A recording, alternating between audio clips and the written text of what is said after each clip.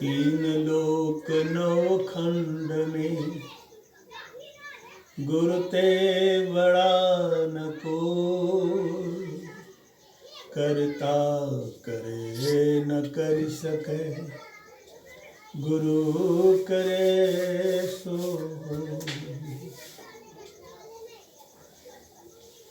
सदगुरु साहिब कबीर है, मम आराध्य भगवान, तुम समान जग में नहीं, हे प्रभु कृपा निधान।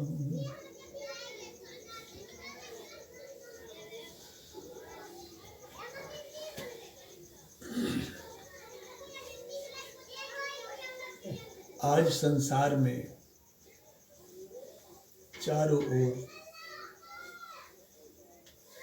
अशांति का साम्राज्य फैल गया है।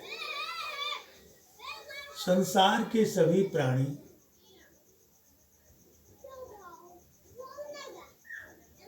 एक दूसरे के प्रति स्पर्धा, एक दूसरे के प्रति ईर्ष्या द्वेष की अग्नि में जल रहे हैं। देश देश में, राज्य राज्य में, भाषा, क्षेत्र, वर्ग, वर्ण, इन सबों के आगोश में आकर प्राणी में एक तरह की अशांति फैली हुई है। संतों की वाणी को लोग अमल नहीं करते, जहां से जीव के अंतर मन की शांति प्राप्ति होती है, उस पर विचार नहीं करते।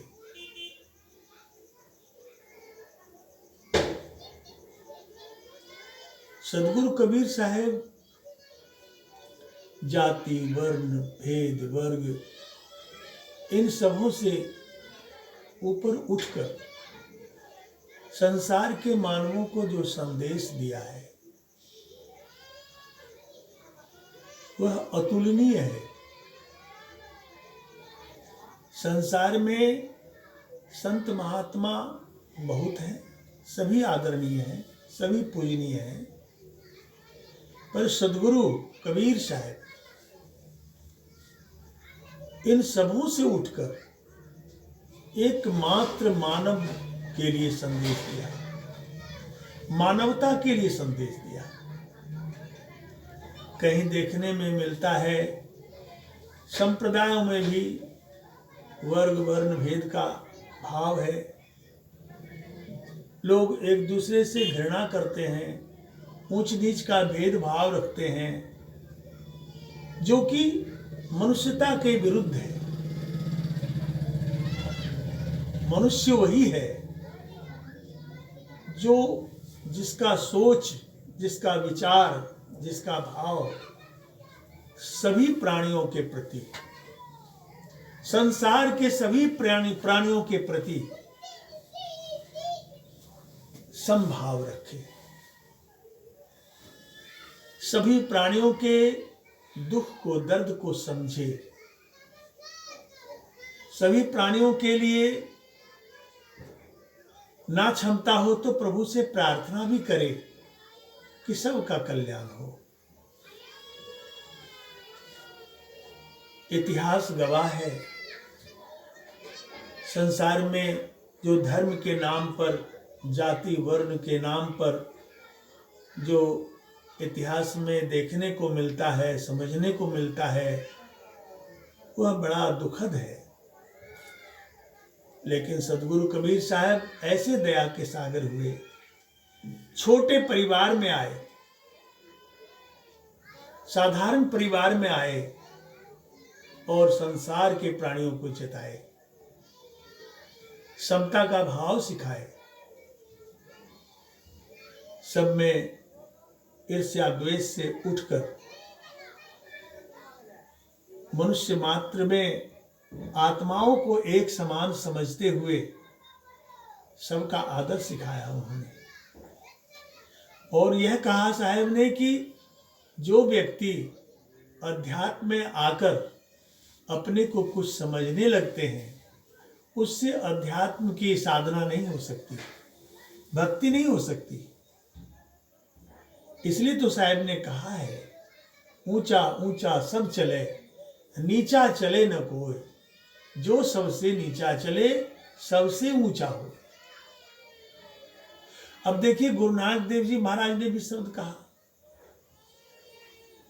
उन्होंने कहा, नानक नन्हा हो ही रहे, जैसे जर की दूब, बड़ी घास जरी जाएगा दूब खूब की खूब। बड़ी बड़ी घास तो जेठ की चिलचिलाती हुई धूप में जलकर राख हो जाती है, लेकिन छोटी दुबरी, आप रेत में चले होंगे जेठ महीने में दियारा पर, रेत में उस उतने गर्म रेत में भी वह दूब खूब की खूब रहती है, हरी की हरी रहती है, क्योंकि वह छोटी है।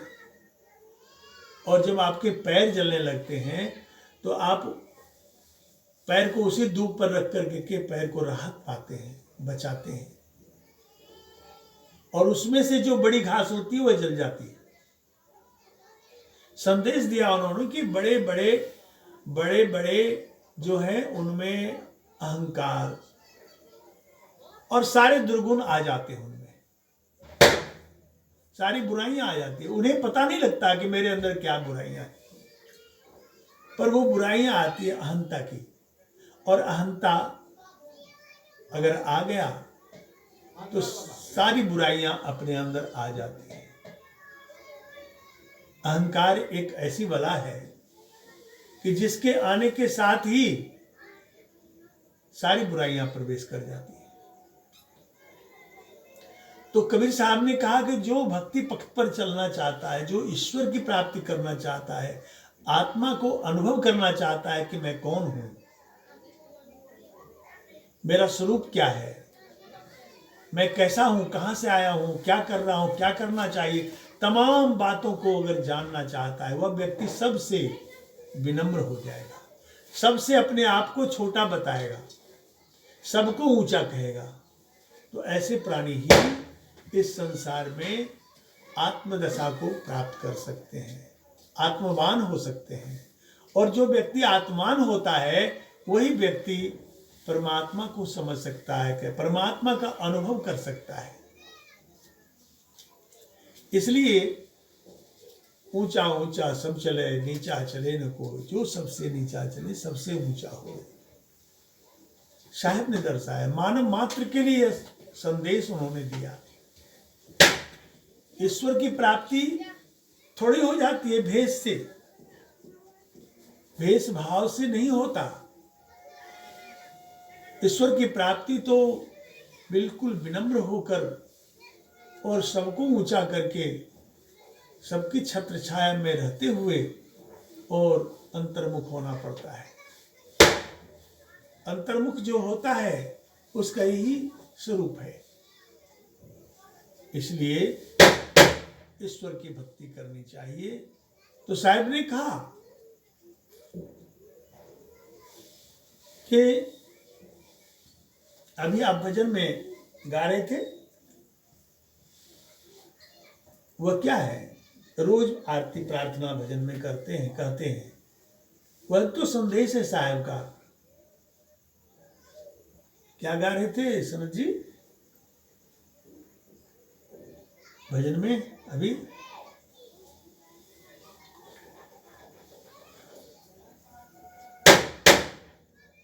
सतनाम भजो के पहले जो गाए थे, अब से खबरदार रहो भाई। अब से खबरदार रहो भाई, है ना, यही आप गा रहे थे। तो अब से खबरदार रहो भाई, सदगुरु दीना माल खजाना, राखो जुगत लगाए। सदगुरु ने माल खजाना दिया है। क्या खजाना है? सोना चांदी हीरा जवाहरात रुपए पैसे, यह खजाना नहीं। ये तो चोर ले जाएंगे, डाकू ले जाएंगे, कहीं खो जाएगा तो उसके लिए परेशान लोग होते हैं। वो खजाना दिया है जो कोई छीन नहीं सकता, कोई नहीं ले सकता है, अपने जीवन के साथ है वह। सदगुरु दीना माल खजाना, राखों जुगत लगाई, जुगती लगा करके उसको रखें, ऐसा कहा साहब ने। राखो जुगत लगाई, पांव रत्ती घटने नहीं पावे, दिन दिन बढ़े सवाई। पांव रत्ती भर ना घटे, रोज बढ़ते रहे, उस पर ख्याल करना है हमें, हमारा घट न जाए। जो सदगुरु ने दिया माल खजाना, भजन करने की जुक्ति, ईश्वर प्राप्ति का जो रास्ता दिया, वह माल खजाना है। वो कोई साधारण चीज थोड़ी, वह हाट बाजार में नहीं मिलता है। वह तो सदगुरु की असीम दया है, जो गुरु के द्वारा प्राप्त होता है। अब उसको कितना सुरक्षित और कितना बढ़िया ढंग से रखा जा सके, इस पर जरूर विचार करना चाहिए साधकों के लिए। सदगुरु दीना माल खजाना, राखो जुगत लगाई, पांव रत्ती घटने नहीं पावे, दिन दिन बढ़े सवाई। तो कैसे नहीं बढ़ते रहेगा, कैसे बढ़ते रहेगा, कैसे नहीं घटेगा? तो साहब ने संदेश दिया है कि क्षमाशील की अल्फी पहरो। कोई व्यक्ति अगर बुरा कर रहा है, आपके प्रति अनहित कार्य कर रहा है, तो उसे भी क्षमा करने के लिए साहब कहते हैं, क्षमाशील की अल्फी पहरो। क्षमा करो और शील बने, विनम्रता सज्जनता का अल्फी पहन लो। जो साधु लोग पैर तक अल्फी पहनते हैं, इतना बड़ा पहन लो। क्षमाशील की अल्फी पहरो, जुगती लंगोट लगाई। लंगोट जो पहनते हैं लोग, तो वह आप किसका लंगोट पहने? तो युक्ति का, जो गुरु ने युक्ति दिया है, ऐसा कस लें कि वह हमसे ना छूटे, हमसे ना। क्षमाशील की अल्फी पहरो, जुगती लंगोट लगाई, दया की टोपी सिर पर देके और अधिक बन जाए।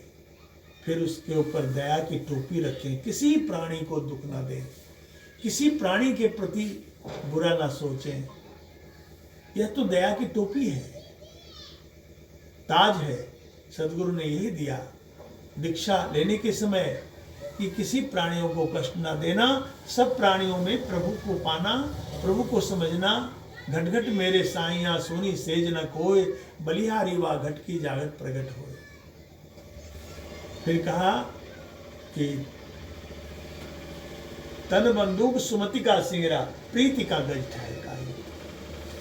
शरीर को बंदूक बना लो, तन बंदूक सुमति का सिगरा, और बंदूक के नोक के आगे जो रहता है छोटी सी, जिस पर निशाना लगाते हैं, उसे कहा सिगरा।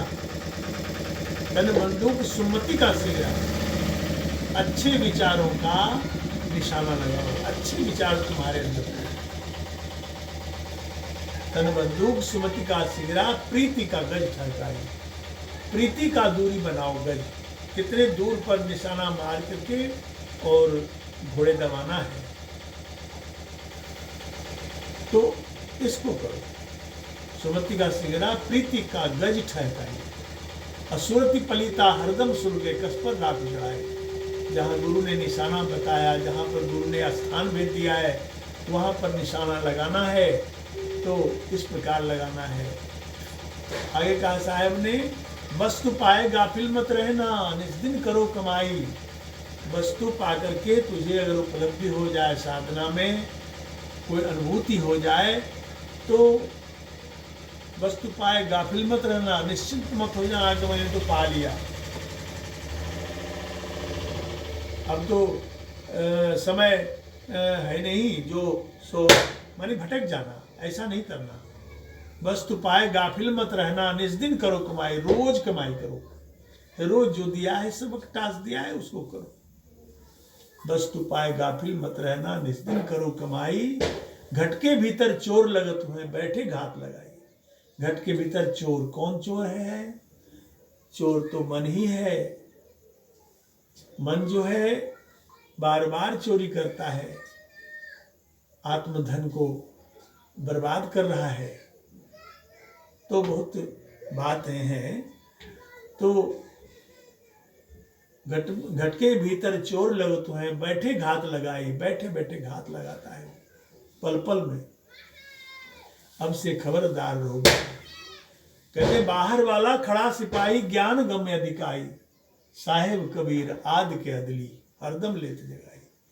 बाहर वाला खड़ा सिपाही है, गुरुदेव है, और गुरु हमेशा उनसे संबंध स्थापित करना, उनसे संवाद करना, अपने साधना के विषय में जानकारी लेना, पूछना, जानना हमेशा।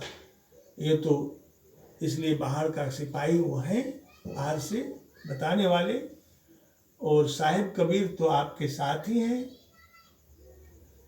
साहिब कबीर आदि के अदली, वो सदा के हैं और हरदम लेत जगाई, वो हमेशा जगाते रहेंगे।